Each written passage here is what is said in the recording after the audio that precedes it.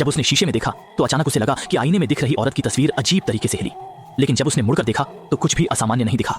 पहले तो उसे लगा कि यह उसकी गलतफहमी है, क्योंकि तस्वीर कैसे हिल सकती है। लेकिन जो हुआ उसने उसे जीवन भर पछताने पर मजबूर कर दिया।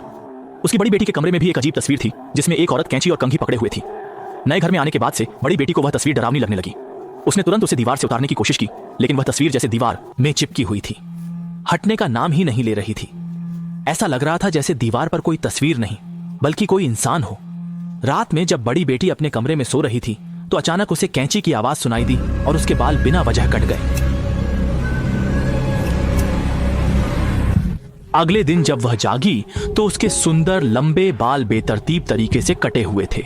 गुस्से में आकर एनी को अपनी शरारती बहन का ख्याल आया और वह सीधे उसके कमरे में जाकर उससे हिसाब किताब करने लगी।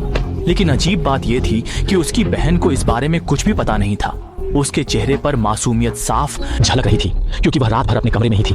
इस घटना ने एनी को बहुत हैरान कर दिया। जल्द ही रात हो गई। उसने बाल धोकर सोने की तैयारी की, लेकिन अचानक उसे फिर से कैंची की आवाज सुनाई दी। पिछली रात उसके बाल बिना वजह कट गए थे, इसलिए उसे अपने कमरे की वह तस्वीर और भी खटकने लगी। उसने तुरंत उस पर एक सफेद कपड़ा डाल दिया। किसने सोचा था कि आधी रात को उस सफेद कपड़े के पीछे से धीरे धीरे एक हाथ निकलेगा और फिर से उसके बाल काटने लगेगा।